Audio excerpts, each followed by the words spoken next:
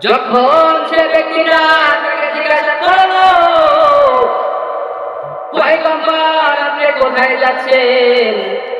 তখন মুসা আলাইহিস সালাতু ওয়াস সালাম বলে, আমি তুর পাহাড়ে আল্লাহর সাথে দেখা করতে যাচ্ছি।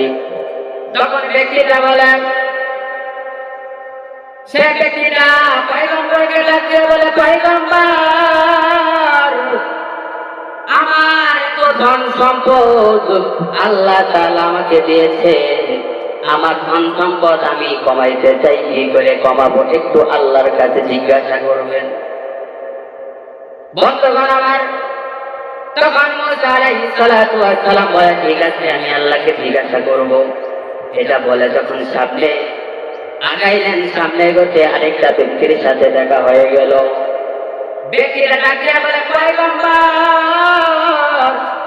আপনি কোথায় যাচ্ছেন? তখন মুসা আলাইহিস সালাতু ওয়াস সালাম ডাক দিয়া বলে, আমি তুর পাহাড়ে আল্লাহর সাথে দেখা করার জন্য যাচ্ছি। তখন বলে, ও পয়গম্বর আমি গরিব মানুষ, আমার থাকার জায়গা নাই, আমার ঘর বাড়ি নাই, আমি এত গরিব মানুষ, আমি কিভাবে বড়লোক হতে পারবো? আল্লাহর কাছে জিজ্ঞাসা করবে। এই কথা বলার পরে মুসা আলাইহিস সালাতু ওয়াস সালাম বলে, ঠিক আছে আমি আল্লাহর কাছে জিজ্ঞাসা করব। এইটা বলিয়া যখন মুসা আলাইহিস সালাতু ওয়াস সালাম সামনে অগ্রসর হলো, যখন সামনে এগোলো, সামনে এগোতেই আরেকটা ব্যক্তির সাথে দেখা হয়ে গেল। বন্ধুগণ আমার, যখন আরেকটা ব্যক্তির সাথে দেখা হয়ে গেল, ব্যক্তিরা ডাক দিয়া বলে, পয়গম্বর আপনি কোথায় যাচ্ছেন? তখন ডাক দিয়া বলে, আমি আল্লাহর সাথে তুর পাহাড়ে দেখা করার জন্য যাচ্ছি। তখন মুসা আলাইহিস সালাতু ওয়াস সালাম বলে, মুসা আলাইহিস সালামকে তাকে জিজ্ঞাসা করলো, আমি আল্লাহ তাআলা আমাকে হাত দেয় নাই, পা দেয় নাই, মানুষের হাত আছে, দুইটা হাত আছে, দুইটা পা আছে, কিন্তু আমারও তো দুইটা হাতও নাই, পাও নাই, আমি কি করব? একটু জিজ্ঞাসা করবেন আল্লাহ তাআলা আমাকে কি জন্য বানিয়েছেন? যখন এই প্রশ্ন যখন করলো, তখন মুসা আলাইহিস সালাতু ওয়াস সালাম বলে, ঠিক আছে আমি আল্লাহর সাথে বলবো, আল্লাহকে বলবো। যখন আল্লাহ তাআলা সাথে দেখা করার জন্য তুর পাহাড়ে চলে গেল, তুর পাহাড়ে যাওয়ার পরে যখন আল্লাহ তাআলার সাথে দেখা হয়ে গেল, তার সাথে কথাবার্তা হয়ে গেছে, কথা হয়ে যাওয়ার পরে যখন মুসা আলাইহিস সালাতু ওয়াস সালাম যখন আসতেছে, ফিরে আসার সময় ওই ব্যক্তির সাথে দেখা হয়েছে। দেখা হওয়ার পরে বলে, কি বলে, পয়গম্বর আপনি কি আল্লাহর সাথে দেখা করে আমার কথাটা বলছেন? তখন বলে, হ্যাঁ আমি বলছি। তখন বলে, আল্লাহ তাআলা কি বলছে? তখন বলে, তুমি শুকরিয়া আদায় করবা না, তুমি যদি শুকরিয়া আদায় না করো তাহলে তোমার নিয়ামত, তোমার যে যতগুলো আছে ধন সম্পদ সব কমে যাবে। তখন সে ব্যক্তিরা ডাকতে বলে, না না পয়গম্বর না, আমি এই কাজ করতে পারবো না, আমি যদি শুকরিয়া আদায় না করি তাহলে হবে না, আমি শুকরিয়া আদায় করতেই হবে। সুবহানাল্লাহ বলবেন? সুবহানাল্লাহ।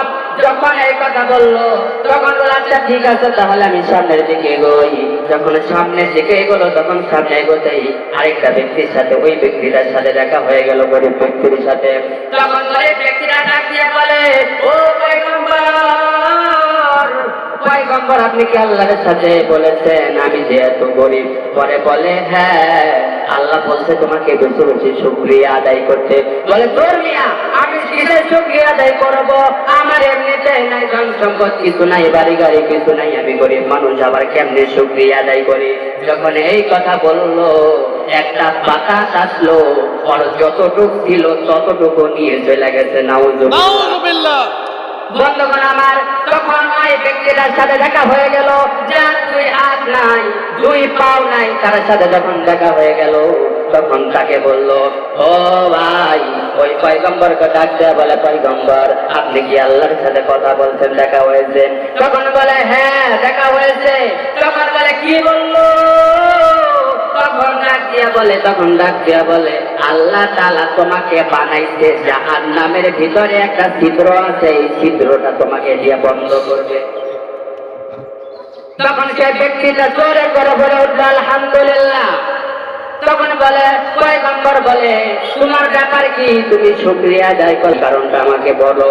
তখন বলল ও পয়গম্বর, আল্লাহ তাআলা সব কিছু বানিয়েছে মানুষের প্রয়োজনের জন্য, আসমান বানিয়েছে মানুষের প্রয়োজনের জন্য, কতক্ষণ লাগে বানাইছে মানুষের প্রয়োজনের জন্য, কিন্তু আল্লাহ আমাকে বানাইছে আল্লাহর কাজের জন্য, তার জন্য আমি শুকরিয়া আদায় করছি আলহামদুলিল্লাহ।